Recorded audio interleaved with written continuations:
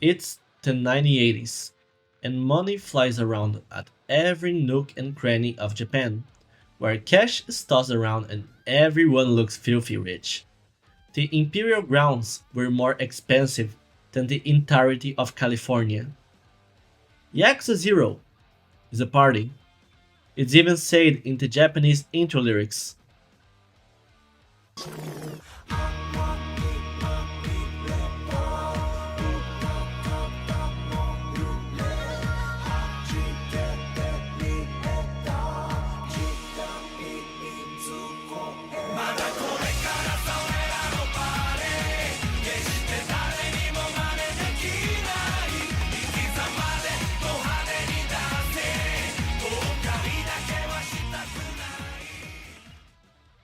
And no one can stop us.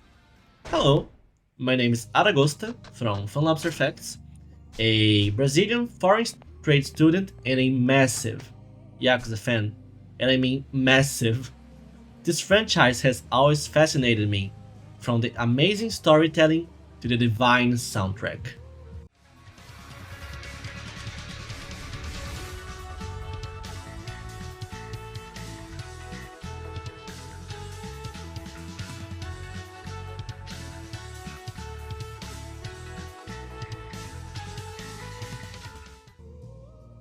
Ryuga Gotoku has yet to disappoint me, other than Infinity Wealth, but we don't talk about it.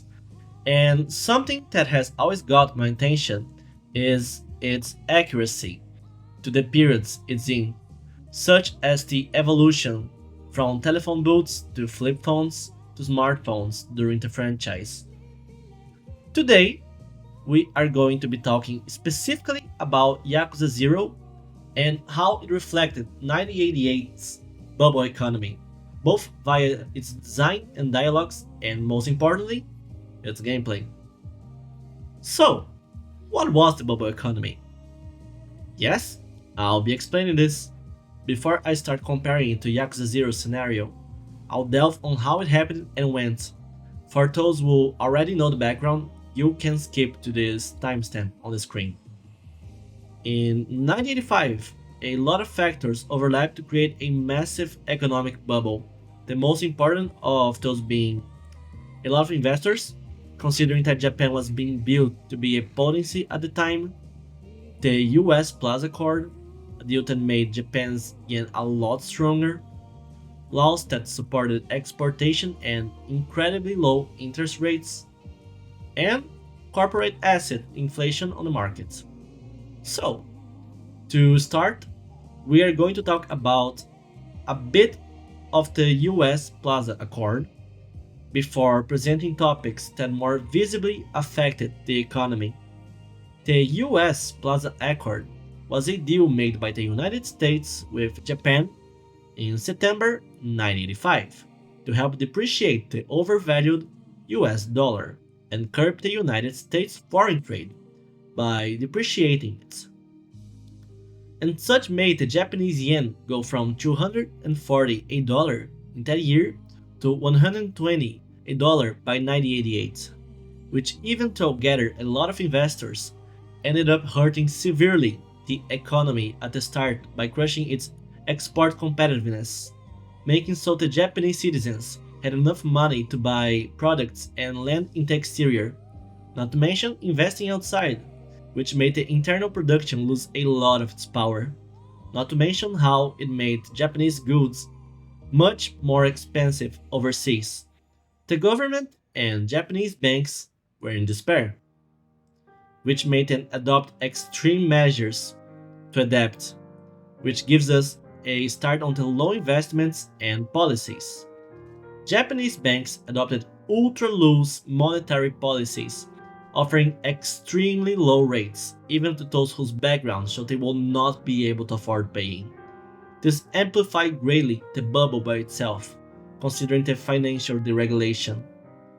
Several infrastructure investments focused at production and exportation were also made, including many long-lasting policy supports, fundings, and favorable credits, in hopes of making Japan globally competitive.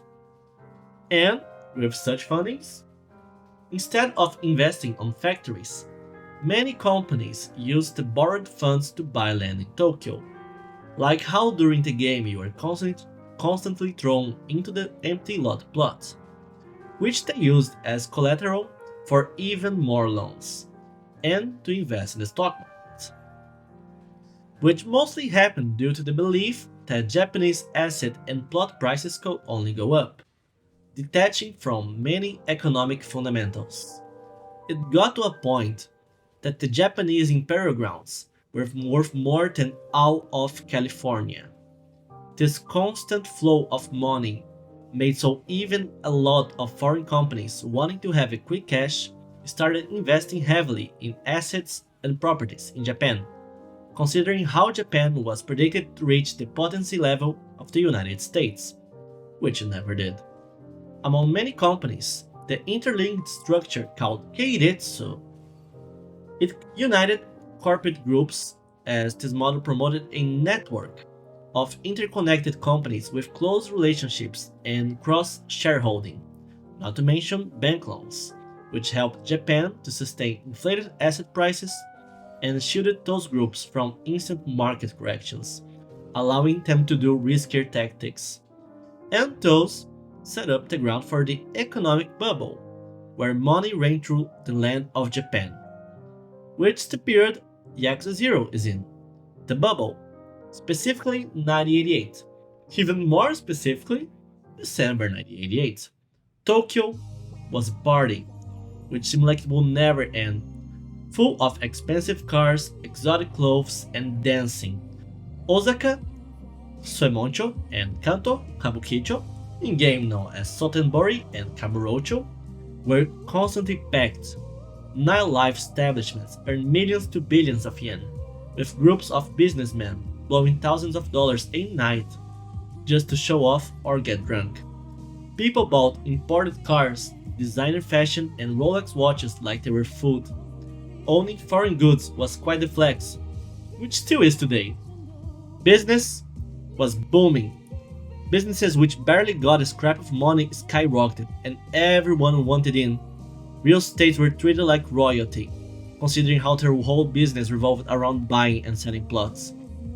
Banks were loaning to everyone and their mother without caring about, and that created a culture of ambitious financial recklessness.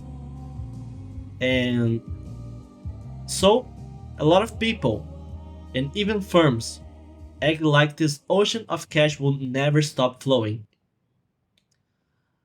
And then it ended in a hangover which Japan suffers even now. It was the 1990s, and it was each day clearer that the economy was overheating from such a risky play that was the whole 1985 ordeal. Not only did many realize the Japanese economy will not keep growing, which made a lot of investors quit, worsening the money flow, but it also happened as the Bank of Japan urgently tried fixing the overheating issue. And how it was by then? To put it bluntly, the real estate and stock prices were detached from reality. So, the bank tried to raise the interest rates. This made the constant flow of money dry really fast, which together with the new asset-focused policies, made the party finally stop, once and for all, creating the lost decades of the 90s. Land prices dropped over 80% by the time Japan reached the 2000s. The Nikkei stock index, which was one of the major players on the economic downgrade, ended up almost losing all its support. Investments stagnated, even more considering how banks had massive unpaid loans lingering since the bubble, backed by worthless plots, leaving most of Japan's banks barely alive, unable to loan a single yen. And with the employment ice age caused by the recession, I'm finally going to this video subject. So, for those who skipped to this part, you're safe from our yapping for now. Or are you? During Yakuza 0, you play with Kazuma Kiryu and Goro Majima, two ex-Yakuzas, though Kiryu starts as one. As the game progresses, other than the whole emotional story, you are constantly reminded of the big picture, the empty lot. The whole plot revolves around a setup which Kiryu was blamed for, and then rescued by the Tachibana real estate. And this is one of the major economic points of the 80s. Real estates were treated like royalty due to the constantly raising prices. So we are between a battle of giants. It's obvious that the Dejima family knows what they are doing, all factors considered.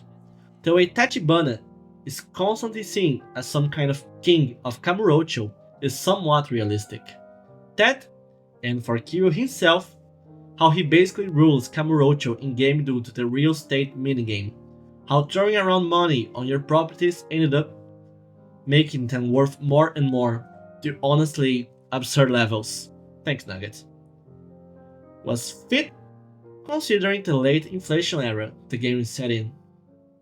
And money flows a lot of ways.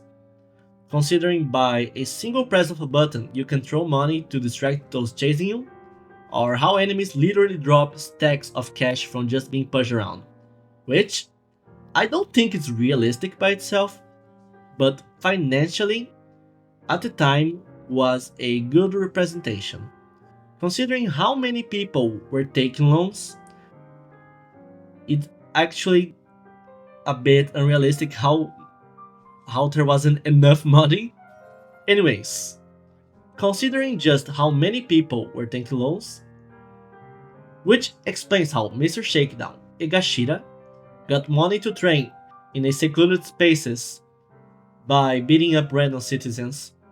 A huge aspect of this video came from Majima's Cabaret minigame, which even though boring, represent the constant flow of cash in Japan. It made me wonder and go after how the whole Japanese economy was. That and the lyrics of the Japanese intro, which played also a huge role. Another thing I like to point out are the healing items. Specifically, toughness and stamina, which yes, are based on real products. Like here, let me show you. This toughness E. And this is its counterpart IRL, Regain, which had one of the most influential commercials of this era. Considering the whole businessman mentality Japan had at the time, I like to put a small bit that reflects such. Businessman, businessman, Japanese businessman. And with that commercial bit, I rest my arguments. Although there are many more examples of Yakuza 0's accuracy to its real-life counterpart,